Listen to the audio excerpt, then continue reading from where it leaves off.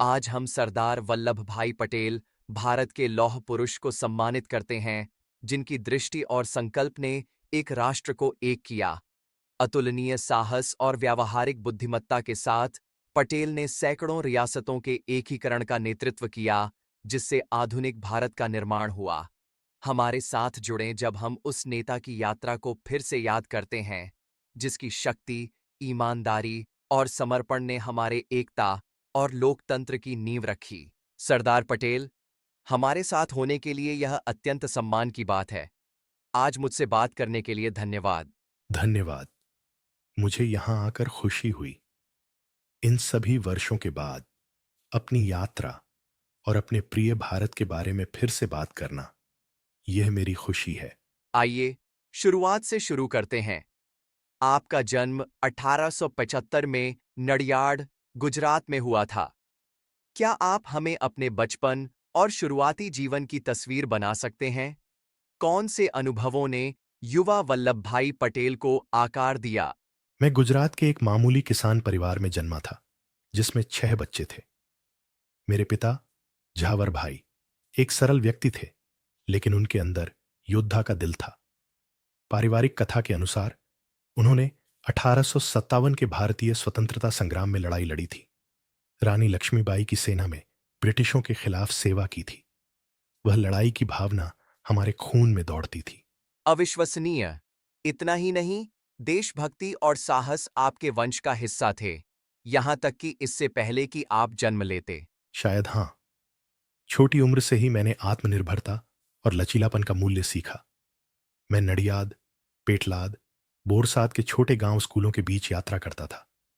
अक्सर अपने ही दम पर अन्य लड़कों के साथ रहता था और हमारे सरल भोजन पकाता था।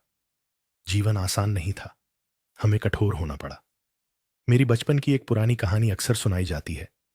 एक बार मुझे बहुत दर्दनाक फोड़ा हुआ था, जिसे काटने की जरूरत थी, और गांव का नाई डर के मारे कांप रहा था। मैंने चाकू लिया और बिना हिचकिचाहट के खुद ही उसे काट दिया। मुझे लगता है कि इससे यह दिखाया कि उस समय भी मेरी एक स्टोइक प्रवृत्ति थी। क्या आपने अपने बचपन में अपने फोड़े का ऑपरेशन खुद किया था? यह अद्भुत है और थोड़ा डरावना भी। यह निश्चित रूप से आपकी हिम्मत और दर्द सहने की क्षमता को दर्शाता है। यह सिर्फ एक फोड़ा था, लेकिन हां, इसने मुझे सिखाया कि धैर्य मुझे किसी भी परिस्थिति में पार कर सकता है। मैं वास्तव में पढ़ाई में देर से खिलने वाला था। मैंने अपनी हाई स्कूल मैट्रिकुलेशन 22 वर्ष की उम्र में पास की। तब तक मैं शादीशुदा और एक पिता भी बन चुका था। क्या आपने जल्दी शादी कर ली? मैं लगभग 16 वर्ष का था जब मेरी शादी जावेरबा से हुई, जैसा कि परंपरा थी। बाद में हमारे 2 बच्चे हुए, एक बेटी मणिबेन 1903 में और एक बेटा DH या भाई 1905 में। पारिवारिक जीवन के साथ साथ मैंने एक शांत आकांक्षा को पालना शुरू किया। लोग सोचते थे कि मैं एक मामूली नौकरी पर ही संतुष्ट हो जाऊंगा, लेकिन अंदर से मैं वकील बनने का दृढ़ संकल्प था। मैंने खुद पढ़ाई की, कानून की किताबें उधार लीं और केवल 2 वर्षों में परीक्षा उत्तीर्ण कर वकील के रूप में मान्यता प्राप्त की। तो आपकी शुरुआती बीसियों में आप एक वकील और पारिवारिक व्यक्ति थे। क्या आपने गुजरात में प्रैक्टिस शुरू की? हाँ, मैंने अपने घराने की स्थापना भगवान में की और भगवान, बोरसद और आनंद जैसे स्थानों में कानून का अभ्यास शुरू किया। वर्षों के दौरान कठोर परिश्रम से मैंने एक कठोर और कुशल वकील के रूप में प्रतिष्ठा अर्जित की। मेरी वकालत सीधी और कठिन थी। मैं अदालत में विपक्ष को चुनौती देने से नहीं डरा। उन्होंने तुम्हें उस समय भी एक फियर्स वकील कहा था। मैं केवल कल्पना कर सकता हूं कि तुमने कोर्टरूम में कितनी दृढ़ता दिखाई होगी। लेकिन तुम्हारी योजनाएं उससे भी बड़ी थीं, है ना? मुझे याद है कि तुम इंग्लैंड जाकर बैरिस्टर बनने का सपना देखते थे। वास्तव में यह एक महत्वाकांक्षा थी जिसे मैंने मजबूती से पकड़ रखा था। मैंने वर्षों तक पैसे बचाए ताकि इंग्लैंड जाकर उन्नत कानून प्रशिक्षण प्राप्त कर सकूं। मेरे बड़े भाई विठल भाई का भी यही सपना था। वास्तव में जब मैं अंततः यात्रा का खर्च उठा सका और अपने दस्तावेज सुरक्षित कर लिए, तो वे VJ पटेल के नाम से आए, जिसका अर्थ या तो हम में से किसी एक का हो सकता है। क्योंकि हमारे नाम के पहले अक्षर समान हैं। विठल भाई, जो बड़े थे, मानते थे कि यदि वह बड़े होने के नाते मेरे कदमों का अनुसरण करें तो इससे हमारे परिवार की प्रतिष्ठा को नुकसान पहुंचेगा। इसलिए मैंने उसे मेरी जगह जाने दिया। परिवार सबसे पहले। वह एक निस्वार्थ निर्णय था, अपने भाई की गरिमा के लिए अपनी कड़ी मेहनत से कमाई गई मौका त्यागना। यह केवल सही था। मैंने अपना समय बिताया और अपने अभ्यास का विस्तार जारी रखा। लेकिन भाग्य ने अपनी परीक्षाएं लीं।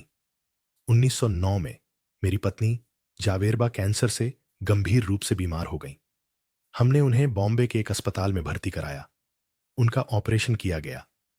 यह सफल प्रतीत हुआ, लेकिन अचानक उनकी स्थिति बिगड़ गई। वह अस्पताल के बिस्तर पर ही बिना चेतावनी के चल बसीं। मुझे बहुत खेद है, वह आपके लिए एक विनाशकारी पल रहा होगा। यह मेरी जिंदगी का सबसे बड़ा व्यक्तिगत नुकसान था। मैं अदालत में एक गवाह का क्रॉस एग्जामिनेशन कर रहा था, तभी मुझे टेलीग्राम मिला। मैंने नोट खोलकर देखा। उसमें लिखा था कि मेरी प्रिय पत्नी अब नहीं रही। मैंने सांस ली, नोट को अपनी जेब में रखा और जैसे कुछ हुआ ही नहीं हो वैसे ही अपने क्रॉस एग्जामिनेशन जारी रखा। मैंने वह मामला जीत लिया। केवल कार्यवाही के बाद ही मैंने चुपके से अपने दोस्तों को बताया कि मैंने उसे खो दिया है। आपने वह खबर चुपचाप सहन की, जब तक आपका अदालत में कर्तव्य पूरा नहीं हो गया। ऐसी आत्मनियंत्रण और प्रतिबद्धता अविश्वसनीय है, सरदार। इतनी दिल टूटने के बावजूद भी आगे बढ़ना, यह आपकी आंतरिक शक्ति को दर्शाता है। बाहरी रूप से मैं इस्पात था, हां, अंदर से मैं टूटा हुआ था। लेकिन मैंने तब तय किया कि मैं कभी फिर से शादी नहीं करूंगा। जावेरबा मेरी साथी थी और यदि भाग्य उसे ले गया तो मैं अपने बच्चों और अपने काम को समर्पित कर दूंगा। मेरे परिवार ने मेरे बेटे और बेटी को पाला और मैंने सुनिश्चित किया कि उन्हें बॉम्बे में आधुनिक शिक्षा मिले। 36 वर्ष की उम्र में मैं अंततः अपने सपने को पूरा करने के लिए इंग्लैंड गया। मैंने लंदन के middle temple in of court में दाखिला लिया। 3 वर्षों की पढ़ाई मैंने केवल 30 महीनों में पूरी कर ली। कक्षा में टॉप किया, जबकि इससे पहले कभी कॉलेज नहीं गया था।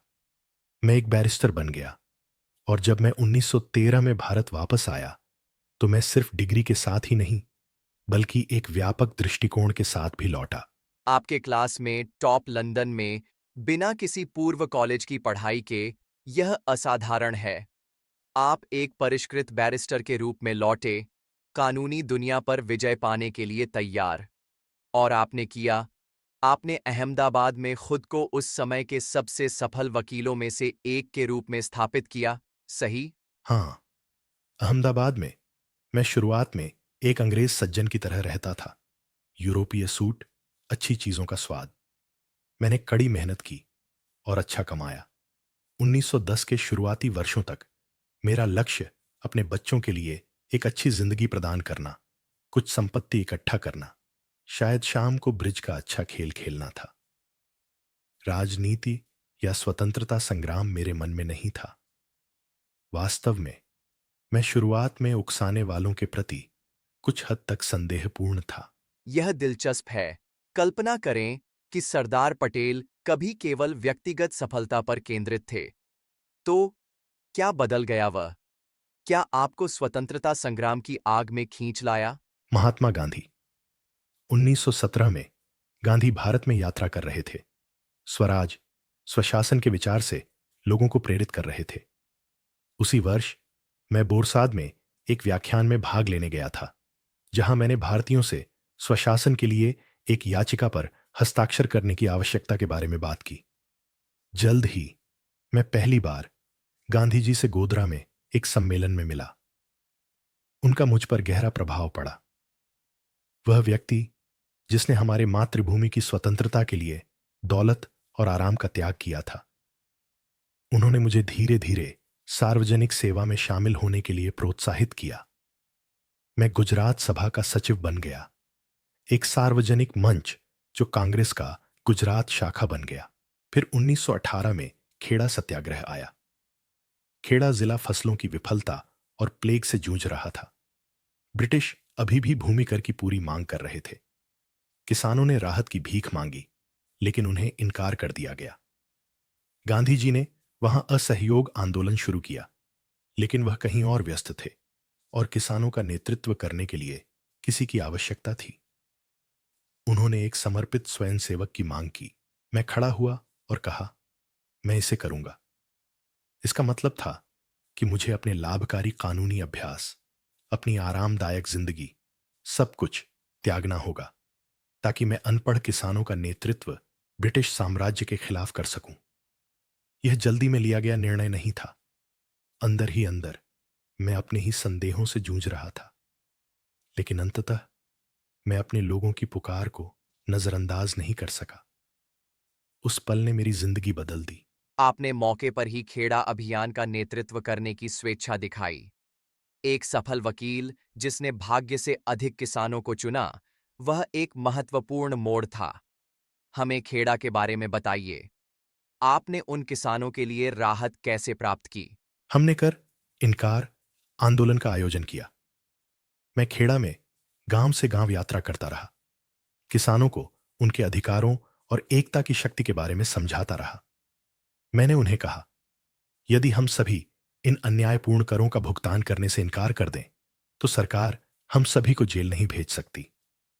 लेकिन हमें दृढ़ संकल्पित, एकजुट और सख्ती से अहिंसक रहना चाहिए, चाहे प्रलोभन कुछ भी हो। यह बहुत महत्वपूर्ण था, अनुशासन और अहिंसा। जब हमने प्रदर्शन शुरू किया, हजारों किसान दृढ़ रहे। ब्रिटिश अधिकारियों ने संपत्ति जब्त करने के लिए पुलिस भेजी। वे मवेशी जब्त करेंगे, फसलें जब्त करेंगे, यहां तक कि पूरे खेत भी, लोगों को भुगतान करने के लिए डराने के लिए। हमने एक गुप्त नेटवर्क का आयोजन किया, ताकि ग्रामीण अपने अनाज और मवेशियों को छुपा सकें और पुलिस की छापेमारी से एक कदम आगे रह सकें। हां, कई लोगों को गिरफ्तार किया गया और परेशान किया गया, लेकिन एक भी गांव ने वादा नहीं तोड़ा। हमारी एकजुटता ही हमारा कवच थी। वह एकता अविश्वसनीय रही होगी। यह कैसे समाप्त हुई? क्या ब्रिटिशों ने झुकाव दिखाया? उन्होंने किया। महीनों के बाद औपनिवेशिक सरकार ने अंततः झपकी ली। उन्होंने मुझसे बातचीत शुरू की। अंत में उन्होंने उस वर्ष का कर स्थगित कर दिया और आगे की दर को भी कम कर दिया। यह खेड़ा के किसानों की जीत थी। पहली बार इन सरल किसानों ने महसूस किया कि मिलकर हमारे पास शक्ति है। जब हमारी सफलता की खबर फैली, तो मैं गुजरात में एक हीरो जैसा बन गया। हालांकि मुझे प्रसिद्ध से कम और इसके अर्थ से अधिक परवाह थी कि अहिंसक प्रतिरोध काम करता है। खेड़ा ने साबित किया कि दृढ़ता और एकता अन्याय के खिलाफ जीत सकती है। और मुझे लगता है कि इससे आप स्वतंत्रता आंदोलन में और भी गहरे उतर गए होंगे। बिल्कुल। 1920 में मैं गुजरात प्रदेश कांग्रेस समिति का अध्यक्ष बन गया, पद जिसे मैंने अगले 25 वर्षों तक संभाला। जब उस वर्ष गांधी ने असहयोग आंदोलन शुरू किया, तो मैंने उसका समर्थन किया। मैं गुजरात के हर कोने में गया, कांग्रेस के सदस्यों की संख्या बढ़ाने के लिए सैकड़ों हजारों सदस्य भर्ती किए और आंदोलन को बनाए रखने के लिए फंड जुटाए। हमने ब्रिटिश वस्तुओं की अलाव की व्यवस्था की, विदेशी कपड़ों की प्रतीकात्मक जलाई। मुझे याद है कि मैंने अपने सभी यूरोपीय शैली के कपड़े, सूट, टाई, सब कुछ आग में डाल दिए थे और खादी, हमारे घर में बुने हुए कपास के साथ स्विच कर लिया था, अपने छोटे बच्चों के साथ। यह गर्व का पल था, स्वतंत्रता के लिए सादगी को अपनाना। आपने खुरदरे खादी को पहना और वास्तव में स्वतंत्रता संग्राम को जिया, केवल शब्दों में नहीं। तभी गांधी ने 1922 में चौरी चौरा में हिंसा फैलने के बाद असहयोग आंदोलन को स्थगित करने का फैसला किया। कुछ नेता असंतुष्ट थे, लेकिन आप गांधी के फैसले के साथ खड़े रहे, है ना? हां, गति को रोकना दर्दनाक था, लेकिन गांधी जी सही थे। हमारा संघर्ष अहिंसात्मक ही रहना चाहिए था, नहीं तो हम नैतिक उच्च स्थान खो देंगे। मैंने उनके निर्णय का पूरी तरह से समर्थन किया। उसके बाद के वर्षों में मैंने कई मोर्चों पर काम किया। शराबीपन, अस्पृश्यता, जाति भेदभाव जैसी सामाजिक बुराइयों से लड़ना और महिलाओं के सशक्तिकरण को प्रोत्साहित करना। साथ ही साथ स्थानीय स्तर पर कांग्रेस को मजबूत करना जारी रखा। मैंने 1920 के दशक में अहमदाबाद नगर पालिका के अध्यक्ष के रूप में कई बार सेवा की। हमने वहां महत्वपूर्ण कार्य किए। बिजली का विस्तार, नाली और स्वच्छता का आधुनिकीकरण, स्कूलों में सुधार। मैं हमेशा मानता था कि स्वशासन को लोगों के रोजमर्रा के जीवन को भी बेहतर बनाना चाहिए। इसलिए मैंने जहां भी जिम्मेदारी ली, वहां शासन को गंभीरता से लिया। एक स्वतंत्रता सेनानी जो नाली व्यवस्था और स्कूल बनाता है, यह अद्भुत व्यावहारिक है। आप सिर्फ ब्रिटिशों का विरोध नहीं कर रहे थे, आप पहले से ही देश का निर्माण जमीन से कर रहे थे। राष्ट्र निर्माण घर से शुरू होता है।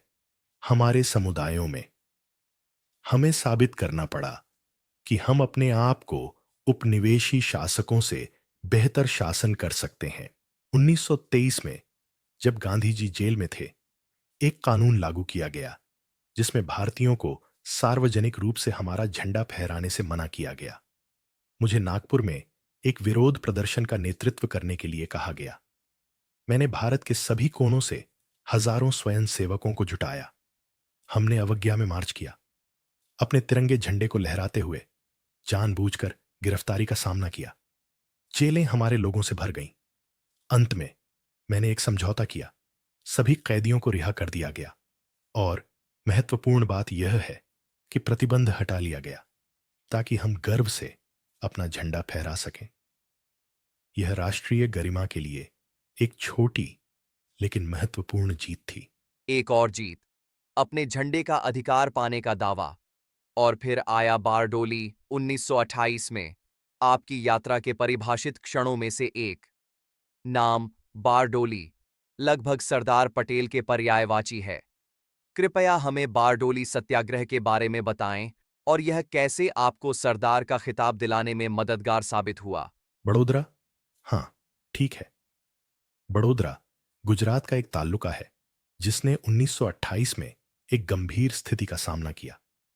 न केवल अकाल में फसलें नाकाम हुईं, बल्कि औपनिवेशिक सरकार ने जमीन पर 30% कर की भारी बढ़ोतरी कर दी। जो खेड़ा में हमने विरोध किया, उससे भी कठोर। किसान डेस्परेट थे। मैं बारडोली गया, स्थिति का थरो अध्ययन किया। मैंने गांव वालों से बात की, फसल की पैदावार का निरीक्षण किया और निष्कर्ष निकाला कि यह बढ़ोतरी अनुचित है और भुगतान करना असंभव है। इसलिए हमने करों का पूर्ण गैर भुगतान शुरू किया। एक और सत्याग्रह। हमने गांव वालों का मार्गदर्शन करने के लिए शिविर लगाए और एक मजबूत सूचना नेटवर्क स्थापित किया ताकि हर गांव को पता चले कि अन्य कैसे सामना कर रहे हैं। किसानों ने अद्भुत साहस दिखाया। अधिकारियों द्वारा उनकी जमीन और संपत्ति जब्त किए जाने के बावजूद उन्होंने हार नहीं मानी। कई लोगों को उनके घरों से बेदखल कर दिया गया। उनकी दृढ़ता और भी बढ़ गई। महिलाएं विशेष रूप से शक्ति का स्तंभ थीं। उन्होंने अपने पुरुषों को मजबूत रहने के लिए प्रेरित किया और अक्सर उन लोगों का ताना मारते हुए पूछा कि क्या उन्होंने अपना साहस खो दिया है। ऐसा लगता है कि पूरी समुदाय प्रेरित हो गई थी। पुरुष और महिलाएं दोनों इतनी कठिनाइयों का सामना कर रहे थे। वास्तव में बारडोली में एकता अटूट थी। अंततः महीनों के गतिरोध के बाद सरकार पर दबाव बहुत अधिक हो गया। कुछ सहानुभूतिपूर्ण मध्यस्थों के माध्यम से उन्होंने हमसे बातचीत करने का संपर्क किया। अगस्त 1928 तक हमने एक समझौता किया। कर वृद्धि रद्द कर दी गई, सभी जब्त संपत्तियों को वापस कर दिया गया और जिन्होंने विरोध में इस्तीफा दिया था उन्हें उनके पद वापस मिल गए। यह किसानों की पूरी जीत थी और बड़ौली की वे अविश्वसनीय महिलाएं, जैसे ही खबर फैली कि हमने जीत हासिल की है, उन्होंने मुझे सरदार कहने लगीं। गुजराती में इसका मतलब है मुखिया या नेता। मैं कभी नहीं भूलूंगा कि गांव की महिलाओं के एक समूह ने कहा, तुमने हमें एक सच्चे सरदार की तरह नेतृत्व किया, इसलिए अब तुम्हारा नाम सरदार है। नाम टिक गया। उसके बाद से पूरे भारत में मैं सरदार पटेल के नाम से जाना जाने लगा। एक्रोनयम शीर्षक इतना उपयुक्त था। लोगों का विश्वास अर्जित करने वाला, नेताओं का नेता। बड़ौली ने आपको एक राष्ट्रीय व्यक्तित्व बना दिया। मैं जो मूल्यवान मानता हूं वह किसी पद का नाम नहीं, बल्कि उसकी प्रतिष्ठा और उससे जुड़ा विश्वास और प्रेम है। बड़ौली ने ब्रिटिशों को दिखाया कि यदि भारतीय लोग शांतिपूर्ण तरीके से एक साथ खड़े रहें तो उन्हें कुचलना संभव नहीं है। इसने हमारे अपने लोगों को अनुशासित संघर्ष का महत्व भी दिखाया। बड़ौली के बाद यहां तक कि वायसराय ने भी माना कि सरदार ने एक सुव्यवस्थित आंदोलन का नेतृत्व किया है। इस समय तक आप भारतीय राष्ट्रीय कांग्रेस के शीर्ष नेता थे, महात्मा गांधी के साथ करीबी से काम कर रहे थे। आप दोनों स्वतंत्रता आंदोलन में एक अविभाज्य जोड़ी की तरह प्रतीत होते थे। क्या आप अपने गांधी जी के साथ संबंध के बारे में अधिक साझा कर सकते हैं?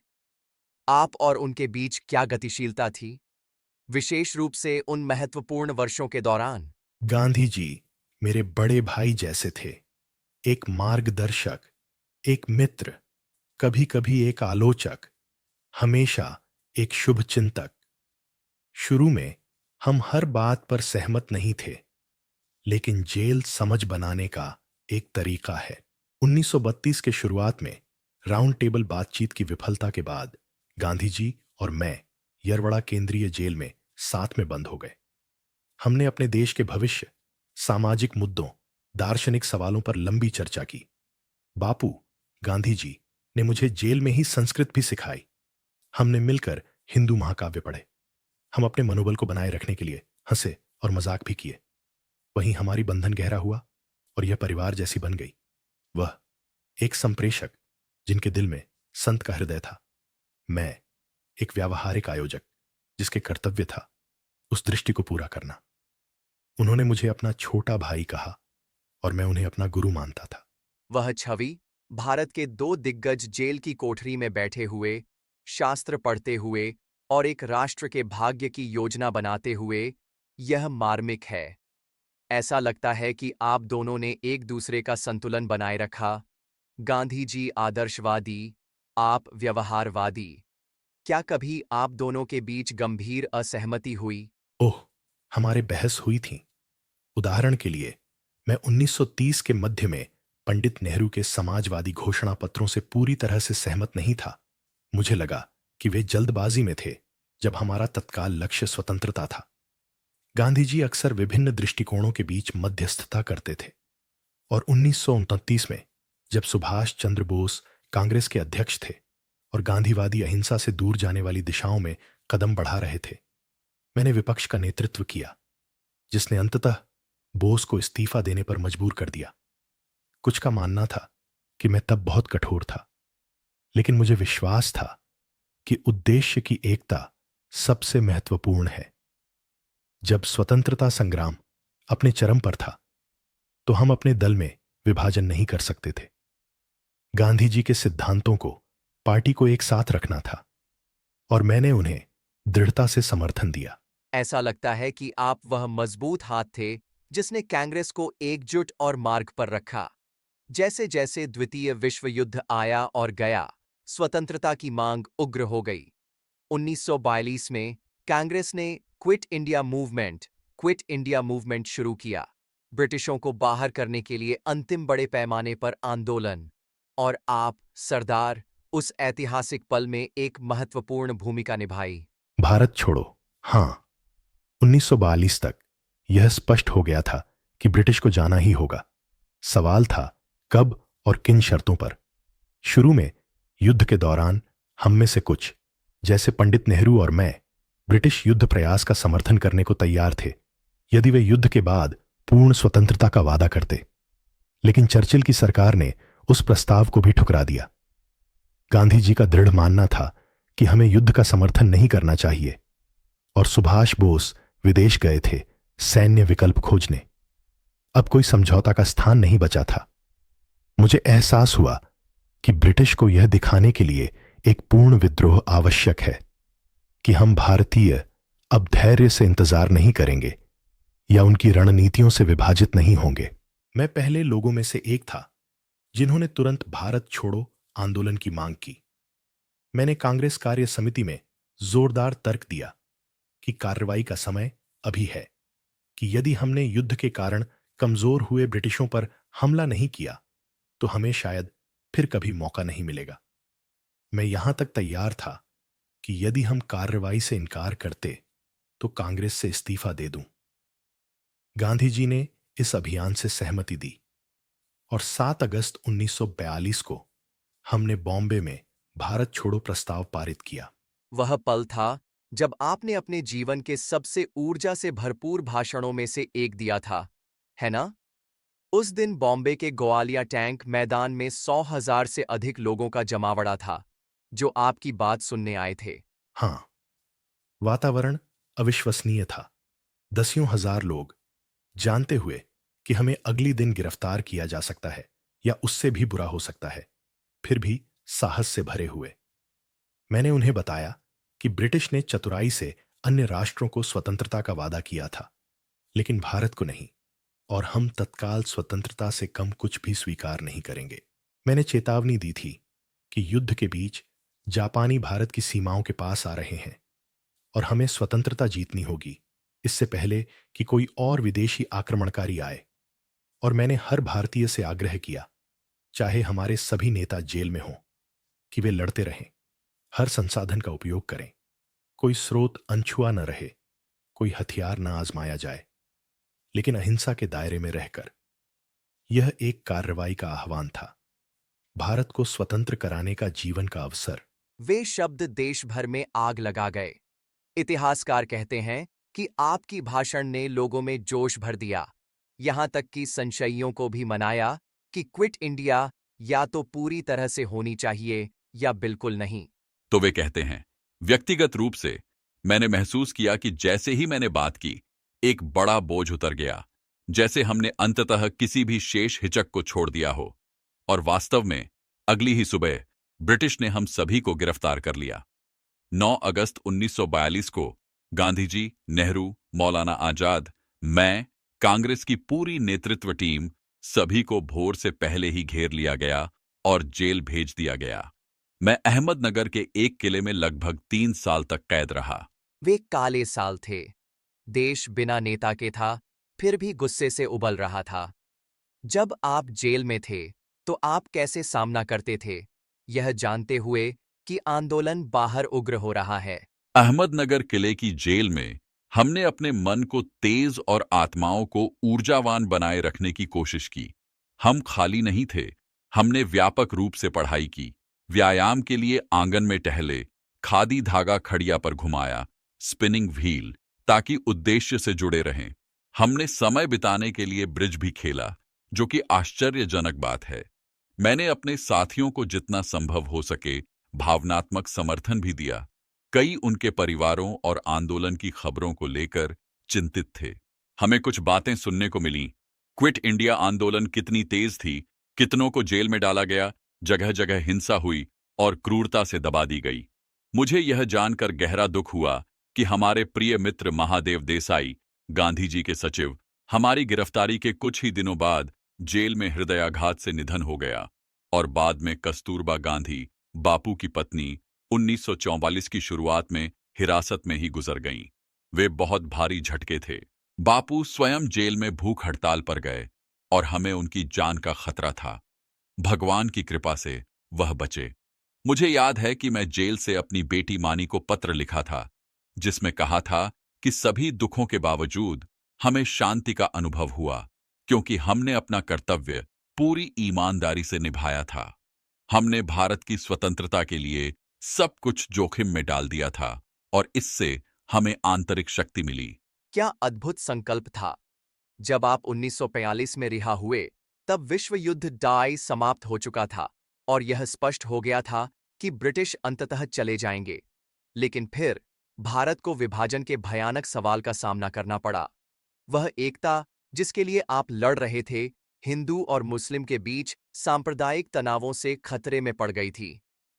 सरदार, आप पहले कांग्रेस नेताओं में से एक थे जिन्होंने विभाजन को एक समाधान के रूप में स्वीकार किया।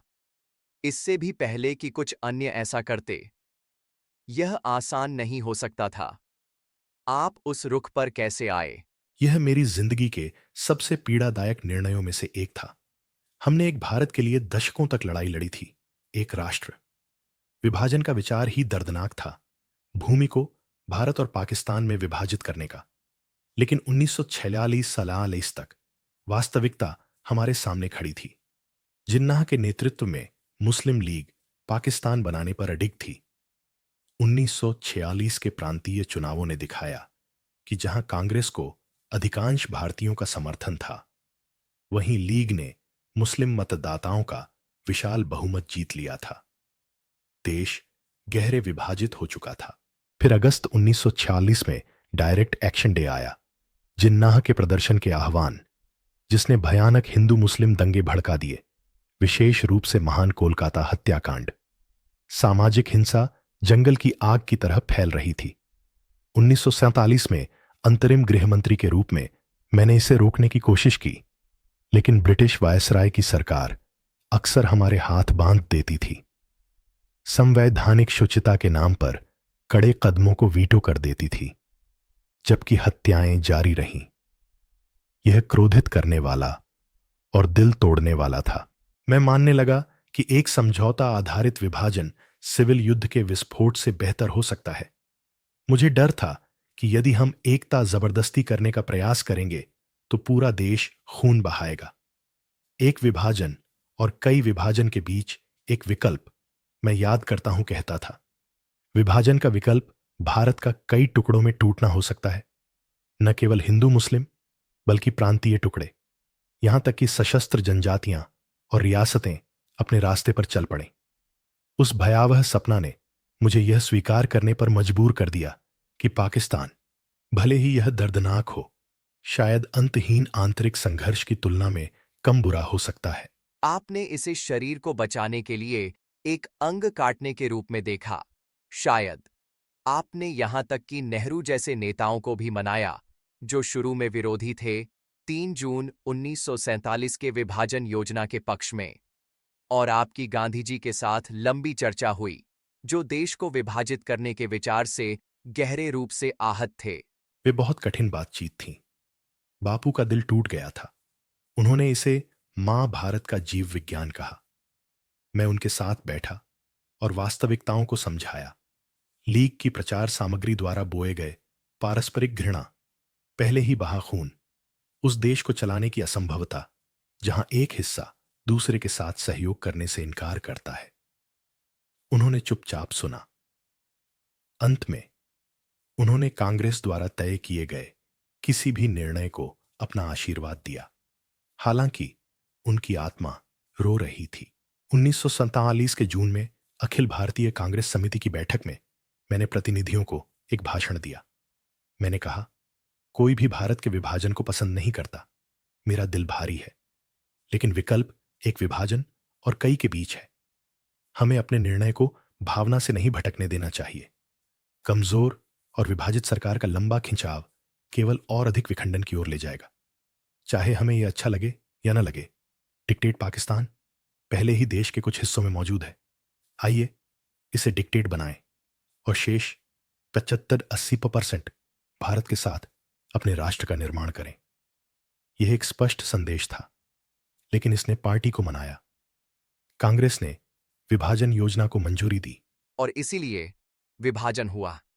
अगस्त 1947 में भारत और पाकिस्तान का जन्म हुआ, स्वतंत्रता और दर्द हाथ में हाथ।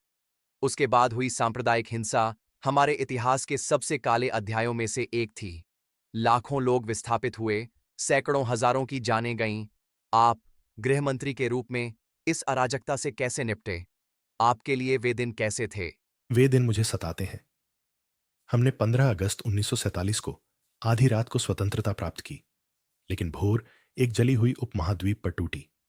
पंजाब हिंदू, मुस्लिम, सिख संघर्षों से खून बह रहा था। बंगाल टूट रहा था। शरणार्थी दोनों दिशाओं में नए सीमाओं को पार कर रहे थे। Desperate, terrified. गृह मंत्री के रूप में मेरे पास एक भारी कार्य था। कानून और व्यवस्था बनाए रखना, शरणार्थियों की मदद करना और हिंसा को पूरे राष्ट्र को अपनी चपेट में लेने से रोकना। मैंने जहां संभव था तुरंत कार्रवाई की। दिल्ली में जहां तनाव अधिक था, मैंने सड़कों पर गश्त के लिए सेना बुलाई। मैंने विशेष रूप से दक्षिण भारत से इकाइयों को बुलाया, सैनिक जो स्थानीय हिंदू मुस्लिम मुद्दे में कोई सांप्रदायिक हित नहीं रखते थे, ताकि कर्फ्यू का निष्पक्ष पालन सुनिश्चित किया जा सके और यदि आवश्यक हो तो दंगाइयों को देखते ही गोली मारी जाए। हमने प्रभावित क्षेत्रों में कड़े कर्फ्यू लगाए। मैं स्वयं राहत शिविरों और दंगों से प्रभावित पड़ोसों का दौरा किया। उदाहरण के लिए दिल्ली के निजामुद्दीन दरगाह के आसपास हजारों मुसलमान आश्रय लिए हुए थे। हमलों का डर था। मैं वहां गया, मजार पर प्रार्थना की, लोगों से मिला और उन्हें सुरक्षा का आश्वासन दिया। उनके लिए अतिरिक्त पुलिस तैनात की। मैंने एक विवादास्पद कदम भी उठाया। पाकिस्तान से आ रहे हिंदुओं और सिखों के अत्याचारों की खबरों को सेंसर कर दिया।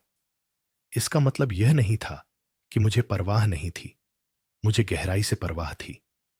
लेकिन मैं जानता था कि यदि ये भयावह बातें हमारे प्रेस में छपेंगी तो यह भारत में निर्दोष मुसलमानों के खिलाफ बदले की हिंसा को बढ़ावा देंगी। हमें नफरत के चक्र को तोड़ना था। आप देश को अपने नंगे हाथों से संभालने की कोशिश कर रहे थे, ऐसा लगता है। और वास्तव में दिल्ली आपकी कठोर उपायों के तहत शांत हो गई। लेकिन पंजाब में, खासकर अमृतसर के आसपास, पाकिस्तान जाने वाले मुस्लिम शरणार्थी काफिलों पर योजनाबद्ध हमलों की खबरें थीं, सही? हां, सितंबर 1947 में मुझे चिंताजनक रिपोर्टें मिलीं।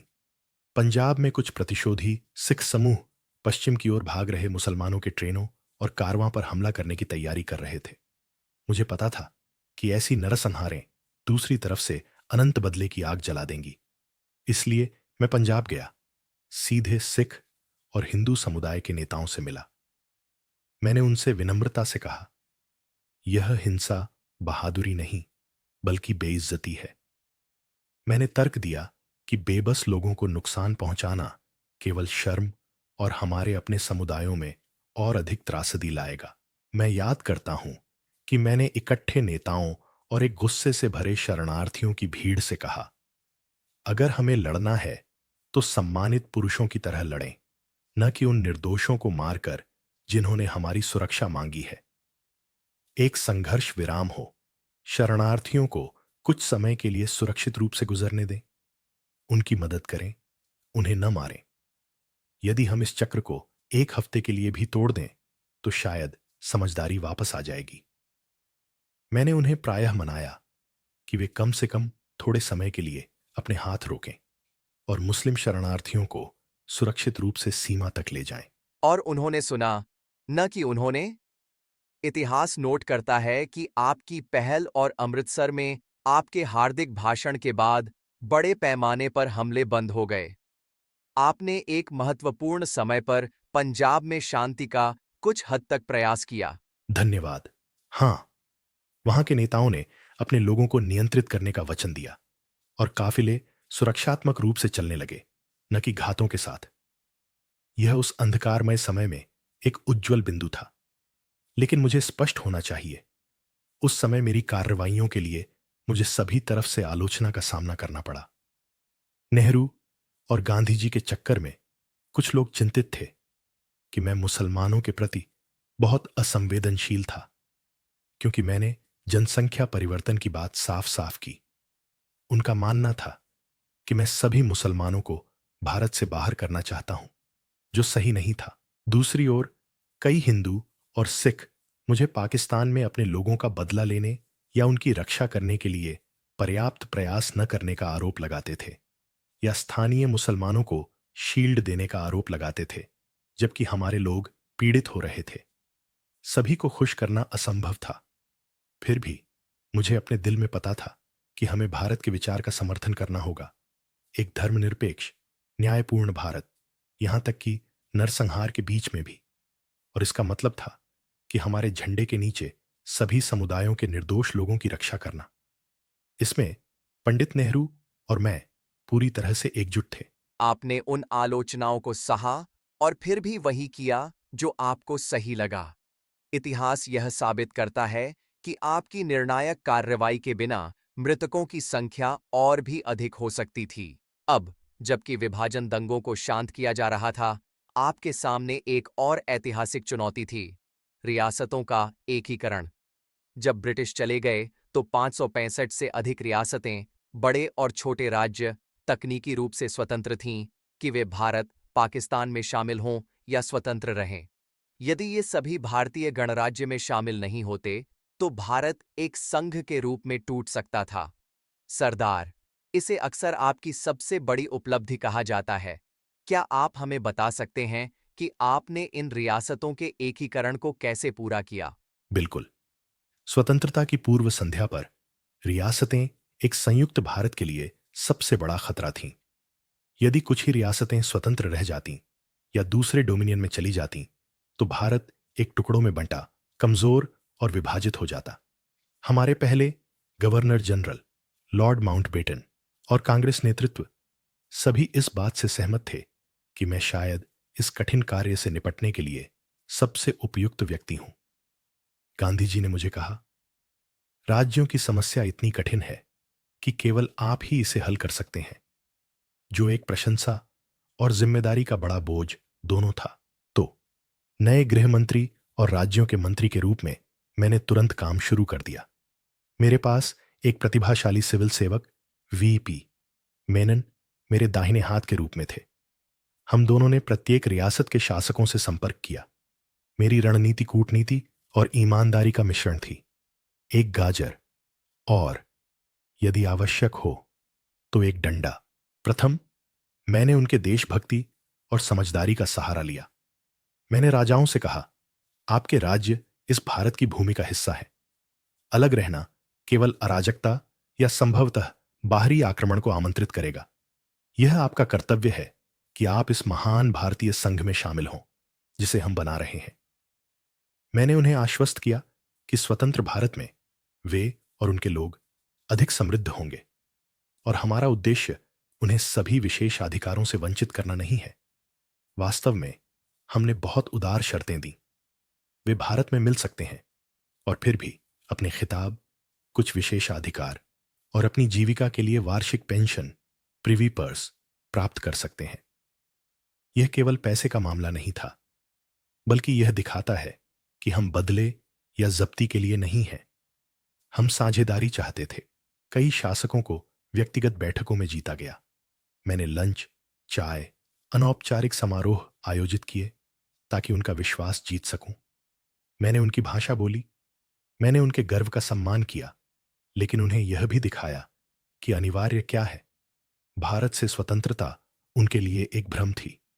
उनके लोग ब्रिटिश शक्ति के जाने के बाद स्वशासन को स्वीकार नहीं करेंगे, और यदि वे अलग रहने की कोशिश करेंगे तो उन्हें आंतरिक विद्रोह या अलगाव का सामना करना पड़ सकता है।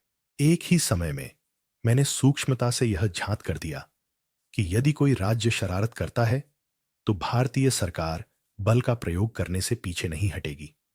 हम अराजकता के क्षेत्र नहीं देख सकते थे। मैंने एक सख्त समय सीमा निर्धारित की। हमने उनसे 15 अगस्त 1947 तक संधि प्रवेश पत्र पर हस्ताक्षर करने को कहा। यह चौंकाने वाला है। समय सीमा तक 565 राज्यों में से केवल 3 ने ही स्वेच्छा से भारत में शामिल होने पर सहमति व्यक्त की। केवल 3 ही अड़ंगेबाज बचे थे: जम्मू और कश्मीर, हैदराबाद और जूनागढ़। वे अलग अलग कारणों से जटिल थे। आपने प्रत्येक से कैसे निपटा? चलो पहले जूनागढ़ लेते हैं। जूनागढ़ गुजरात के तट पर एक छोटा रियासत था, मेरा गृह क्षेत्र, जिसमें मुख्य रूप से हिंदू आबादी 80% से अधिक थी, लेकिन वहां का नवाब मुस्लिम था। इस नवाब को उसकी दीवान मंत्री सिर शाह नवाज भुट्टो ने उकसाया और उसने कुछ बेवकूफी भरा कदम उठाया। उसने जूनागढ़ के पाकिस्तान में शामिल होने की घोषणा कर दी। यह बात बकवास थी, क्योंकि जूनागढ़ पूरी तरह से भारतीय क्षेत्र से घिरा हुआ था, जो पाकिस्तान से सैकड़ों मील दूर था। यह ऐसा था जैसे भारतीय संघ में एक छोटी सी द्वीप हो और वह दुश्मन का क्षेत्र बन जाए। वहां के लोग इसके खिलाफ थे और तुरंत ही विरोध प्रदर्शन शुरू कर दिए। मैंने एक सख्त रुख अपनाया। मैंने पाकिस्तान से कहा, यह नहीं चलने वाला, आपको इस सम्मेलन को रद्द करना होगा। यहां तक कि मैंने जूनागढ़ के अधिकारियों से व्यक्तिगत रूप से बात की ताकि वे अपनी समझदारी में आएं। यह दिखाने के लिए कि हमारा इरादा गंभीर है, मैंने भारतीय सेना के सैनिकों को जूनागढ़ के प्रति वफादार कुछ आस-पास के छोटे क्षेत्रों को सुरक्षित करने के लिए भेजा। हमारे संकल्प को देखकर और स्थानीय विद्रोह का सामना करते हुए जूनागढ़ के लोगों ने नवाब के खिलाफ अस्थायी सरकार, अरसी हुकूमत बनाई। नवाब और उसके सलाहकार कराची, पाकिस्तान भाग गए। वे सचमुच भाग गए। फिर हमारी सेनाओं ने मेरे आदेश पर जूनागढ़ में प्रवेश किया ताकि व्यवस्था बहाल की जा सके। बाद में हमने जूनागढ़ में एक जनमत संग्रह आयोजित किया। एक वोट और भारी 99.5% लोगों ने भारत में शामिल होने के पक्ष में मतदान किया। वह अध्याय तेजी से और कानूनी रूप से समाप्त हो गया जब जूनागढ़ की जनता ने भारत को चुना। जूनागढ़ का एकीकरण तेज और निर्णायक था, लेकिन आपने जनता को संकेत दिया कि उस समय हैदराबाद आपके लिए कश्मीर से भी बड़ा चिंता का विषय था। हां, हैदराबाद सबसे बड़ा और सबसे अमीर रियासत थी जो भारत के केंद्र में थी। यह दक्कन के अधिकांश हिस्से को कवर करती थी, जिसकी आबादी 16 मिलियन से अधिक थी। अधिकांश हिंदू थे, लेकिन इसे निजाम, एक मुस्लिम शासक, शासित करते थे। हैदराबाद के निजाम ओस्मान अली खान स्वतंत्रता की आशा रखते थे, या पाकिस्तान के साथ गठबंधन की भी, जबकि वे भारत के अंदर गहरे बंदरगाह में स्थित थे। यह खतरनाक था। एक स्वतंत्र हैदराबाद भारत के पेट में कैंसर की तरह होता, जो संभवतः अन्य रियासतों के शासकों को हमारा विरोध करने के लिए प्रेरित कर सकता था। निजाम देरी कर रहा था और चुनौती दे रहा था। उसकी एक निजी मिलिशिया थी जिसे रजाकार कहा जाता था, जिसका नेतृत्व एक कट्टरपंथी आदमी कासिम रजवी कर रहे थे, जो अत्याचार कर रहे थे, जनता को आतंकित कर रहे थे और अपने हथियारों का भारी मात्रा में संग्रह कर रहे थे। यहां तक कि हैदराबाद और भारत की सीमा पर छापेमारी और संघर्ष भी हो रहे थे। यह बर्दाश्त के बाहर था। हमने बातचीत का प्रयास किया। लॉर्ड माउंटबेटन ने समय खरीदने के लिए स्टैंड स्टिल एग्रीमेंट के साथ एक कूटनीतिक समाधान का प्रयास किया, लेकिन निजाम टाल मटोल करता रहा। एक दिन वह रुकने का संकेत देता, अगले ही दिन पीछे हट जाता। इस बीच रजाकार अधिक साहसी हो गए। हैदराबाद के हिंदुओं का नरसंहार करने और अराजकता फैलाने की धमकी दी। सितंबर 1948 तक, स्वतंत्रता के 1 साल बाद, स्थिति चरम पर पहुंच गई। निजाम समझदारी नहीं दिखा रहा था और गांधी जी हमारे साथ नहीं थे। बापू की हत्या जनवरी 1948 में हो चुकी थी। इसलिए प्रधानमंत्री की सहमति से हमने पुलिस कार्रवाई करने का निर्णय लिया। एक सैन्य हस्तक्षेप, जिसे ऑपरेशन पोलियो के नाम से जाना गया। हम जैसे ही परिस्थितियों ने अनुमति दी, चले गए। वास्तव में संयोगवश पाकिस्तान के मोहम्मद अली जिन्नाह 11 सितंबर 1948 को निधन हो गए। 2 दिन बाद 13 सितंबर को हमने अपनी सेनाओं को सभी तरफ से हैदराबाद भेजा। यह तेज था। महज 5 दिनों में रजाकार विरोधी ढह गया। निजाम के सैनिक आत्मसमर्पण कर गए। 17 सितंबर 1948 तक निजाम ने युद्ध विराम की घोषणा की और भारत में शामिल होने पर सहमति दी। हैदराबाद का विलय कर दिया गया और जल्द ही इसे एक भारतीय राज्य के रूप में पुनर्गठित किया जाएगा। हमने नागरिक हताहतों से बचने का ध्यान रखा और निजाम का स्वागत किया कि वे कुछ समय के लिए राज प्रमुख, सांस्कृतिक गवर्नर के रूप में बने रहें, ताकि मान सम्मान बना रहे। इसलिए हैदराबाद, वह स्टबन राजसी विशालकाय, लाइन में आ गया। अब कश्मीर का क्या? वह एक जटिल कहानी थी और अभी भी है। आप शुरू में कश्मीर पर मुख्य व्यक्ति नहीं थे, क्योंकि नेहरू का वहां विशेष हित था। लेकिन जब पाकिस्तान ने 1947 में कश्मीर पर आक्रमण किया, तो आपने महत्वपूर्ण भूमिका निभाई, सही? कश्मीर की स्थिति अनूठी थी। जम्मू और कश्मीर के महाराजा हरि सिंह अनिर्णायक थे। वह एक बहुसंख्यक मुस्लिम आबादी का शासन कर रहे थे और उन्होंने 1947 में भारत या पाकिस्तान में से किसी एक में शामिल होने का निर्णय लेने में देरी की। मेरी पहली राय थी कि यदि महाराजा हमारे साथ नहीं जुड़ना चाहते हैं और भौगोलिक स्थिति को देखते हुए, शायद कश्मीर को पाकिस्तान जाना चाहिए ताकि परेशानी से बचा जा सके। लेकिन यह तब था जब पाकिस्तान ने आक्रामकता का रास्ता चुना नहीं था। अक्टूबर 1947 में पाकिस्तान ने सीमा पार करके आदिवासियों और अपने सैनिकों को वेश बदलकर कश्मीर पर हमला करने और उसे अपने कब्जे में लेने के लिए भेजा। एक स्पष्ट आक्रमण।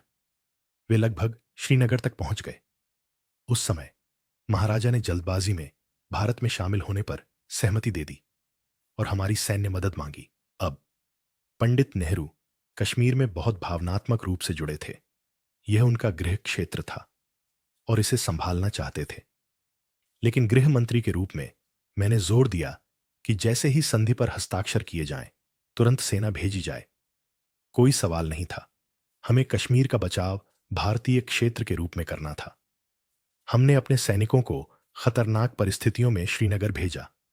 उनमें से कई ने बहादुरी से लड़ाई लड़ी और आक्रमणकारियों को पीछे हटाने में मदद की। मैंने हमारे सेना के कमांडरों और रक्षा मंत्री बलदेव सिंह के साथ करीबी समन्वय किया ताकि बलों, हथियारों और आपूर्ति को जल्दी भेजा जा सके।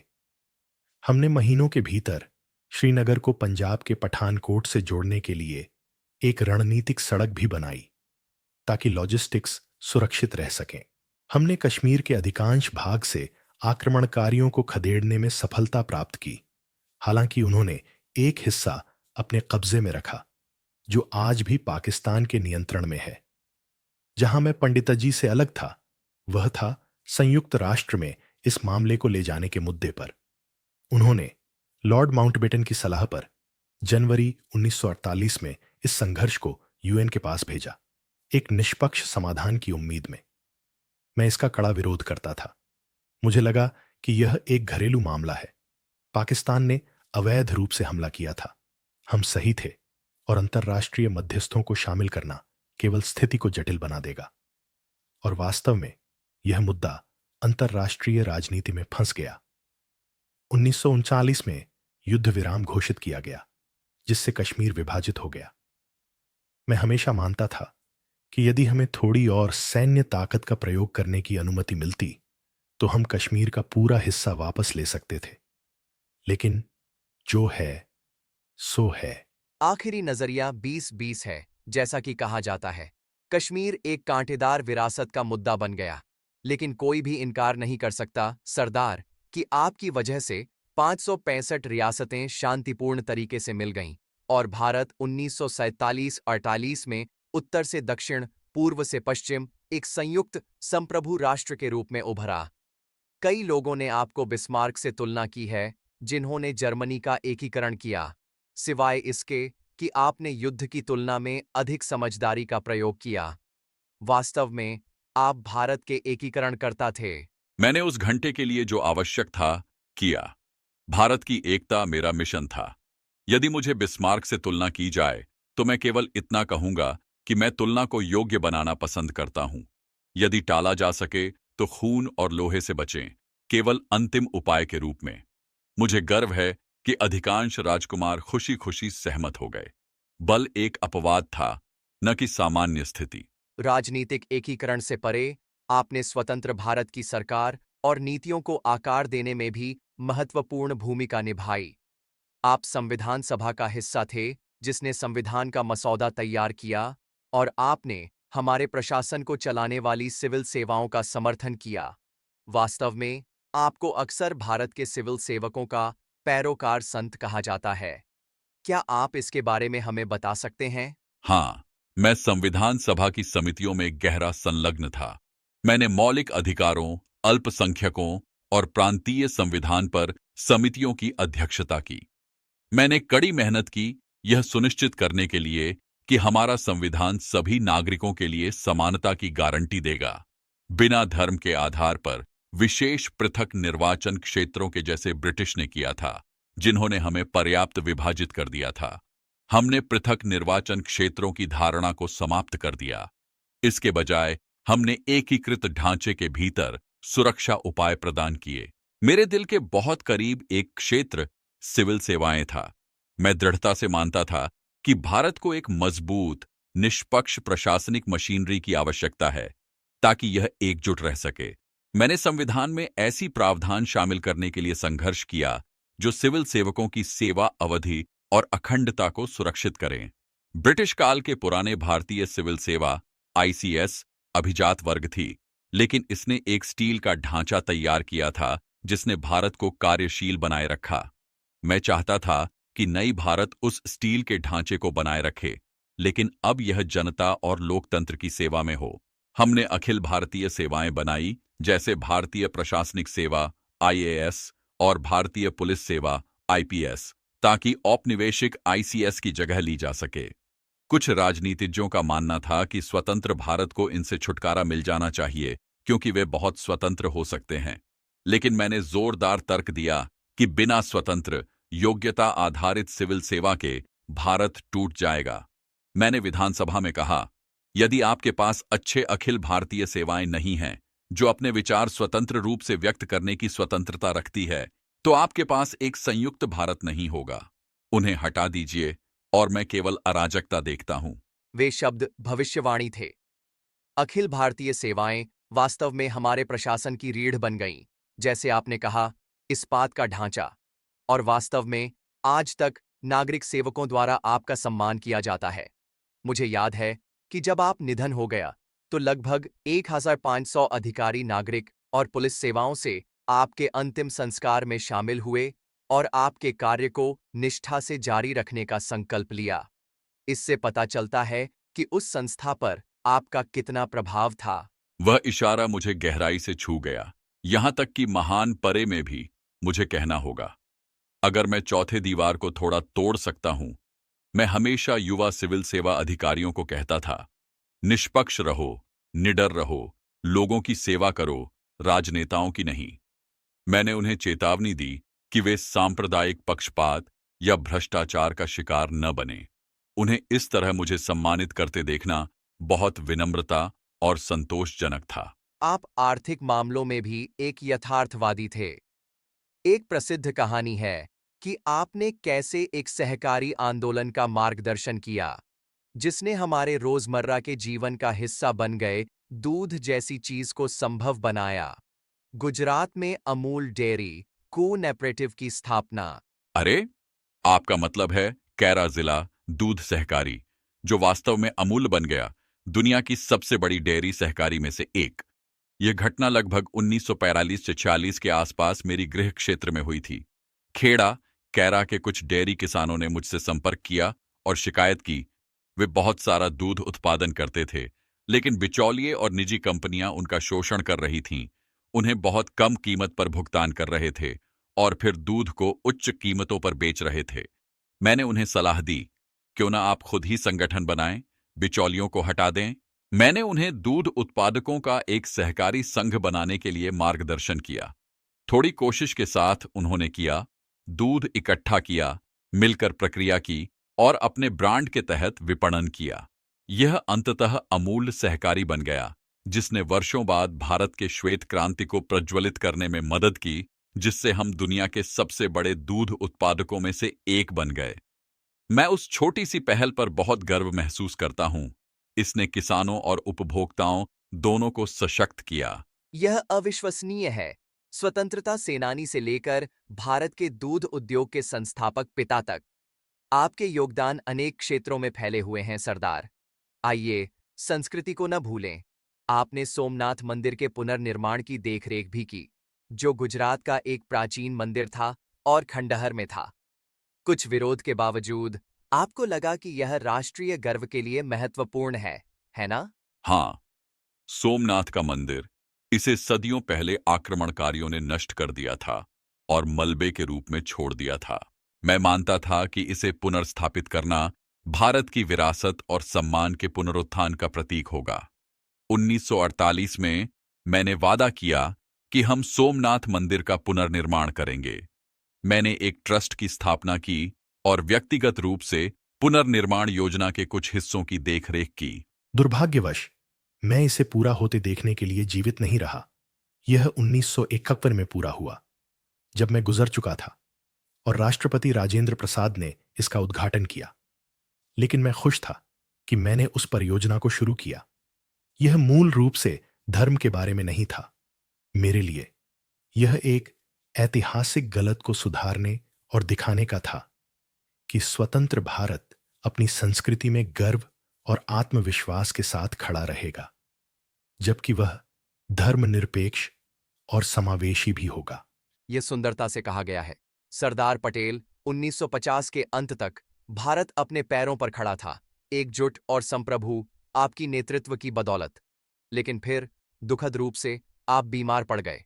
मुझे विश्वास है कि आपने पहले ही एक हृदयाघात का सामना किया था और फिर दिसंबर 1950 में आपने एक और हृदयाघात का सामना किया जो घातक साबित हुआ। आप 15 दिसंबर 1950 को 75 वर्ष की आयु में इस दुनिया को छोड़ गए। यह युवा राष्ट्र के लिए एक बड़ा नुकसान था। मुझे लगता है कि मेरा समय आ गया था। मैंने उन अंतिम वर्षों में अपनी सेहत का बहुत ध्यान नहीं रखा, संकट से संकट की ओर भागते हुए। शायद तनाव बहुत अधिक था। हां, मेरा एक बड़ा हृदयाघात हुआ था। मुझे याद है कि मैं बॉम्बे के बिरला हाउस में था। फिर इस दुनिया का बहुत कुछ नहीं। सारा देश आपका शोक मना रहा था। प्रधानमंत्री नेहरू ने आपकी सम्मान में एक सप्ताह का राष्ट्रीय शोक घोषित किया। मुंबई में आपका अंतिम संस्कार 1 मिलियन से अधिक लोगों, मित्रों, सहकर्मियों, सामान्य नागरिकों की भीड़ के बीच हुआ। सभी आपको विदाई देने के लिए उपस्थित थे। और जैसा कि मैंने उल्लेख किया, सिविल सेवक, आपका प्रिय इस्पात का ढांचा, दिल्ली में हजारों की संख्या में इकट्ठे हुए अपने सम्मान प्रकट करने और भारत की सेवा करने का संकल्प लेने के लिए आपने प्रेरित किया। यह एक नेता के लिए अभूतपूर्व सम्मान का प्रदर्शन था। मैं यह जानकर छू गया हूं। मैंने सुना है कि दुनिया भर के नेताओं ने शोक व्यक्त किया। संयुक्त राष्ट्र महासचिव ट्रिग्वेली, इंडोनेशिया के राष्ट्रपति सुकार्नो, पाकिस्तान के प्रधानमंत्री लियाकत अली खान और यहां तक कि ब्रिटिश पीएम क्लेमेंट एटली ने भी श्रद्धांजलि दी। ऐसा लगता है कि दुनिया ने समझा कि हम भारत में जो कर सके वह किया। लेकिन यह सभी श्रद्धांजलि वास्तव में भारत के लोगों की है, मेरी नहीं। यदि वे मुझे एकता का प्रतीक मानते हैं तो मैं आभारी हूं कि मैं वह सेवा कर सका। आप निश्चित रूप से एकता के प्रतीक के रूप में देखे जाते हैं। स्वतंत्र भारत के इतिहास में आपको मिट्टी के सबसे महान पुत्रों में से एक के रूप में मनाया जाता है। लोहे पुरुष, द आयरन मैन। 1991 में आपकी मृत्यु के दशकों बाद राष्ट्र ने आपको भारत रत्न से सम्मानित किया, जो हमारे सर्वोच्च नागरिक पुरस्कार है। और हाल के वर्षों में आपके प्रति प्रशंसा केवल बढ़ी है। आपके जन्मदिन 21 अक्टूबर पर हम अब हर साल राष्ट्रीय एकता दिवस मनाते हैं। और जैसा कि हमने प्रस्तावना में उल्लेख किया है, 2018 में गुजरात में एक विशाल प्रतिमा, स्टैच्यू ऑफ यूनिटी, स्थापित की गई थी, जो 182 मीटर ऊंची है, दुनिया की सबसे ऊंची प्रतिमा। यह प्रतिमा आपको दर्शाती है, सरदार, जो नर्मदा नदी को देखते हुए खड़े हैं। यह भारत के निर्माण में आपके विशाल योगदान का प्रमाण है। यह वास्तव में एक सांस रोक देने वाला स्मारक है और मुझे लगता है एक टाइटन जैसे आपके लिए उपयुक्त भी। एकता की मूर्ति मेरे लिए वह एक अभूतपूर्व सम्मान है। यह जानकर कि मेरे देशवासी मुझे इतनी प्रेम और सम्मान के साथ याद करते हैं, मेरे पास शब्द नहीं है। एकता हमेशा मेरा मुख्य लक्ष्य रहा है। यदि मेरी याददाश्त आज भी एकता को प्रेरित करती है तो मैं मानता हूं कि मेरे जीवन का कार्य सफल हुआ। सरदार, जब हम इस बातचीत का अंत कर रहे हैं, तो आप हमें कौन सा संदेश छोड़ना चाहेंगे, विशेष रूप से उन युवा भारतीयों के लिए जो देख रहे हैं या सुन रहे हैं, जो आपसे प्रेरणा के रूप में देखते हैं? आप उनसे अपने सफर और देश के भविष्य के बारे में क्या कहेंगे? मैं उन्हें कहूंगा, हमेशा भारत की एकता को संजोएं और सुरक्षित रखें। हम विविधता में एकता का देश है। विभिन्न भाषाएं, धर्म, संस्कृतियां, और यही हमारी ताकत है, कमजोरी नहीं। लेकिन एकता के बिना मानव शक्ति शक्ति नहीं है। जैसा कि मैंने कहा है, जब तक सही ढंग से एकजुट नहीं होंगे, यह आध्यात्मिक शक्ति नहीं बन सकती। जब हम अपनी भिन्नताओं को एक सामान्य उद्देश्य की ओर समन्वित करते हैं, तो हम एक अटूट शक्ति का निर्माण करते हैं। मैं उन्हें याद दिलाना चाहूंगा कि स्वतंत्रता और एकता जो वे आनंदित हैं, वह भारी बलिदानों से प्राप्त हुई है। मेरी यात्रा एक छोटे से गांव से स्वतंत्रता संग्राम तक और रियासतों को एकजुट करने तक ने मुझे सिखाया कि दृढ़ संकल्प, ईमानदारी और एकता के साथ असंभव भी संभव हो सकता है। ऐसे समय आएंगे जब हमारा देश आंतरिक विवादों या बाहरी खतरों का सामना करेगा। उन समयों में खेड़ा, बड़ौली, 1947 का पाठ याद रखें। यदि भारतीय एक साथ खड़े होते हैं तो कोई भी चुनौती बहुत बड़ी नहीं है। सबसे ऊपर मैं युवा पीढ़ी से आग्रह करूंगा कि वे निस्वार्थ होकर राष्ट्र की सेवा करें। चाहे आप नेता हों, अधिकारी हों, किसान हों, डॉक्टर हों या इंजीनियर, आपका कोई भी रोल हो, इसे ईमानदारी और राष्ट्र के हित में करें। मैं कर्तव्य और अनुशासन के मंत्र पर जीता था। मुझे शक्ति की लालसा नहीं थी। जब समय आया तो मैंने प्रधानमंत्री पद की दौड़ से भी पीछे हट गया, क्योंकि गांधी जी ने ऐसा चाहा था। व्यक्तिगत महत्वाकांक्षाएं कभी भी महान उद्देश्य से ऊपर नहीं होनी चाहिए। यदि मेरी जिंदगी का कोई संदेश है तो वह यह है, कड़ी मेहनत करो, ईमानदारी से काम करो और भारत को सबसे ऊपर रखो। हमारी एकता में हमारी ताकत है। कभी भी किसी को भी आपको विभाजित करने की अनुमति न दें, न धर्म के नाम पर, न जाति के नाम पर, न भाषा के नाम पर। हमने टुकड़ों से एक राष्ट्र बनाया है। यह प्रत्येक भारतीय का पवित्र कर्तव्य है कि उस राष्ट्र को संपूर्ण बनाए रखें और इसे और अधिक मजबूत और समृद्ध बनाएं, ताकि हमारे स्वतंत्रता सेनानियों के सपने पूरे हो सकें। धन्यवाद सरदार वल्लभ भाई पटेल, उन बुद्धिमान और प्रेरणादायक शब्दों के लिए और अपने जीवन की कहानी को इतनी ईमानदारी और भावना के साथ साझा करने के लिए। यह वास्तव में इतिहास के साथ बैठने जैसा था, हर उस विजय और परीक्षा को महसूस करते हुए जो आपने अनुभव की। श्रोतागण, आज हमने भारत के आयरन मैन के साथ चलकर सुना कि कैसे एक दृढ़ संकल्पित आत्मा करोड़ों का भाग्य बदल सकती है। नडियाड के एक किसान के बेटे से लेकर भारत के एकीकर्ता वल्लभ भाई पटेल का जीवन हमें याद दिलाता है कि राष्ट्र निर्माण के लिए दृष्टि, साहस और एकता के प्रति अडिग प्रतिबद्धता आवश्यक है। सरदार, आज का भारत उन नींवों पर मजबूती से खड़ा है जिनकी स्थापना में आपने मदद की। हम आपके नेतृत्व और बलिदान के लिए सदैव आभारी रहेंगे। यह मेरा सम्मान था सेवा करने का। जय हिंद। जय हिंद।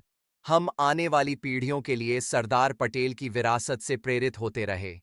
इस ऐतिहासिक यात्रा में हमारे साथ जुड़ने के लिए आप सभी का धन्यवाद। सरदार वल्लभ भाई पटेल की विरासत हमें याद दिलाती है कि एकता और संकल्प एक मजबूत राष्ट्र के स्तंभ हैं। यदि उनकी कहानी आपको प्रेरित करती है तो इस एपिसोड को अपने दोस्तों और परिवार के साथ साझा करें। आइए उनके आदर्शों को जीवित रखें और एक संयुक्त और समृद्ध भारत के लिए मिलकर काम करें। जय हिंद। भारत माता की जय।